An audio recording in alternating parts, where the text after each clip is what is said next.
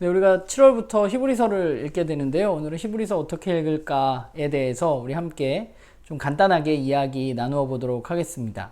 히브리서는 사실 우리가 그렇게 잘 읽는 성경은 아닙니다. 우리가 믿음장이라고 불리는 히브리서 11장은 잘 알고 있지만 나머지 부분들은 우리가 흔히 잘 읽는 성경은 아니죠.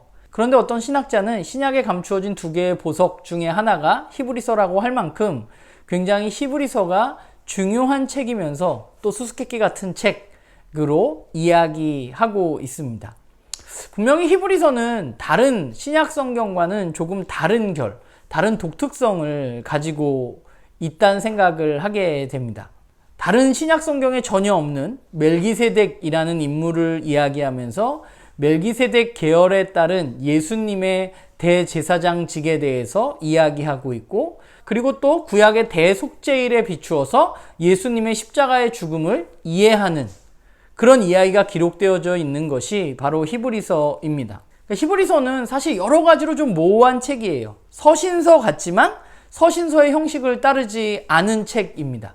일반적으로 서신서에는 앞에 쓴 사람 또 받는 사람의 이야기가 기록되어져 있는데 그런 이야기가 아예 기록되어져 있지 않습니다. 히브리서를 보면 히브리서를 쓴 히브리서 기자는 스스로 13장 22절에 권면의 말이라고 이 히브리서 전체를 이야기합니다. 이 권면의 말은 사도행전 13장에도 쓰였는데 거기서는 이 권면의 말이라는 헬라어를 회당설교로 번역했거든요.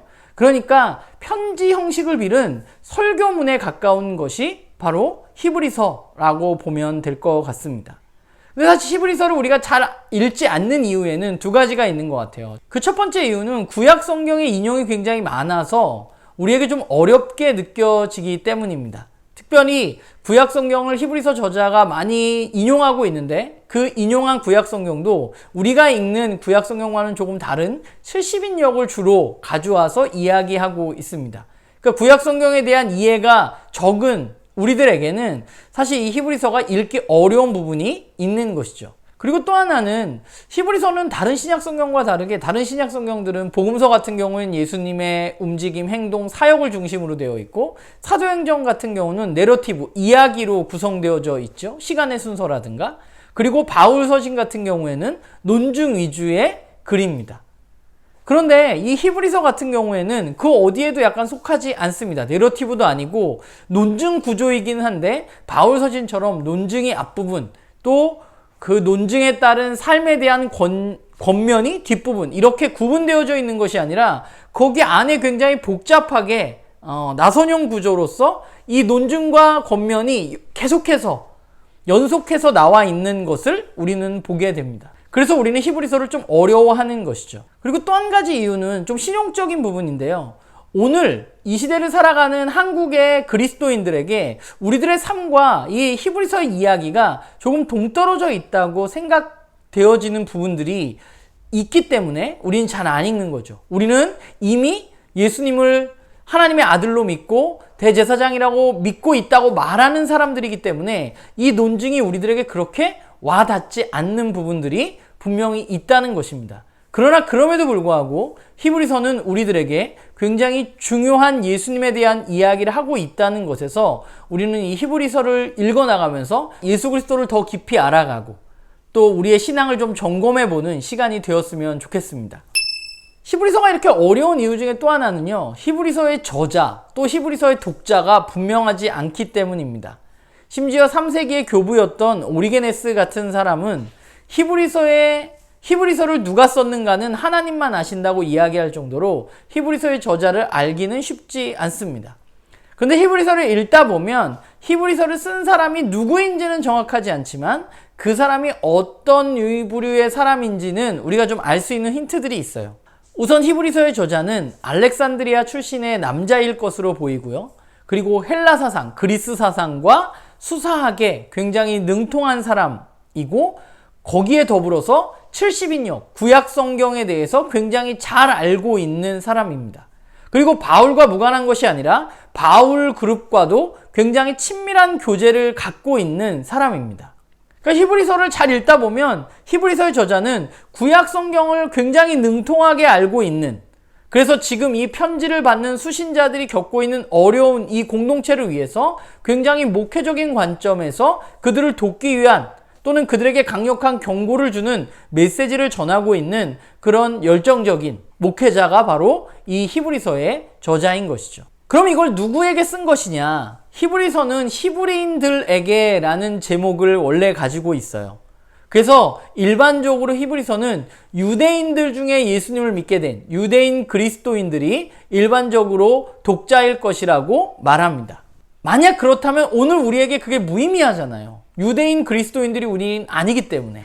그러나 꼭 이 편지의 수신자가 유대인 그리스도인이라고 보기는 힘들 것 같고 그 공동체 안에는 분명히 이방인 그리스도인들도 함께 있었을 것으로 볼 수 있습니다. 중요한 것은 이들이 누구냐보다는 오히려 이들이 어떤 상황이냐가 더 중요한 것 같아요. 지금 이 편지를 받고 있는 사람들은 어떤 사람들인가 하면 예수 그리스도를 믿는 믿음 때문에 고난을 겪고 있는 그런 상황에 놓여져 있는 이들입니다. 그래서 이들은 예수님을 믿는 것이 너무 힘들기 때문에 이제 예수님을 떠나서 다시 원래의 유대교로 돌아가려고 하는, 희생제사를 드리는 것이 더 맞는 거 아닌가라는 그 유대교의 율법으로 돌아가려고 하는 사람들, 그들이 바로 이 편지를 받고 있는 사람들입니다. 이 히브리서를 잘 읽어보면요, 히브리서를 받는 사람들은요 굉장히 영광스러운 신앙 경력을 가지고 있는 사람들로 보여져요. 그들은 굉장히 큰 신앙적인 경험들을 했습니다. 그런데 문제는 뭐냐면 그들이 진리를 지속적으로 알기를 게을리하고 그것으로 인해서 성장하지 못했기 때문에 그 자리에 머물러 있다고 이 히브리서 기자는 이 편지를 받고 있는 사람들을 책망하는 부분이 나와요. 그러니까 예수님을 믿었지만, 그래서 그들이 신앙적인 굉장히 큰 경험도 가지고 있지만, 그러나 그들은 진리를 아는 것을 게을리하고 신앙에서 성장하지 않았기 때문에 고난이 찾아왔을 때 흔들리고 있는 것이죠.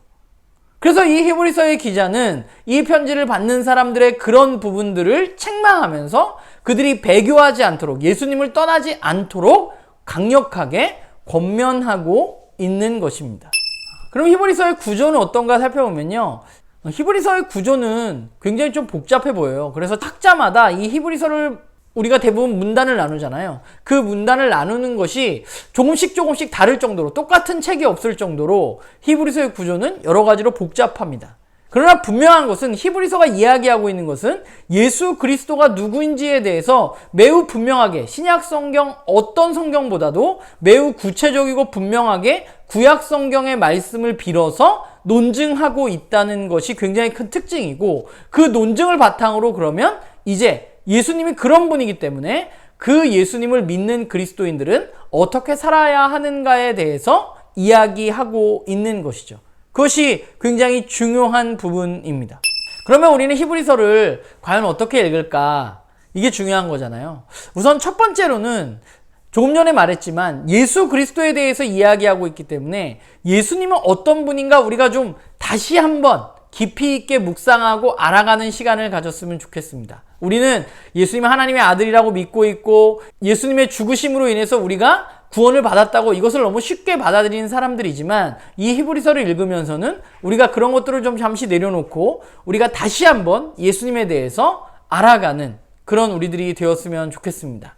그리고 두 번째는요, 이미와 아직, 우리가 하나님 나라에 대해서 이야기하면서 말했던 이미와 아직의 관점에서 히브리서를 바라보면 굉장히 도움이 될 것 같아요. 예수님은 구약의 분명한 성취입니다. 이미 예수님께서 성취하셨습니다. 그러나 그것이 완전한 것이 아니라 아직 이루어져야 할 부분이 남아있다는 것이 하나님 나라 사상인데, 그 하나님 나라의 사상을 이 히브리서가 완전하게 가지고 있다는 것이죠. 그래서 히브리서에서 이미와 아직 사이에서 중요한 것이 무엇이냐면 우리가 잘 알고 있는 믿음입니다.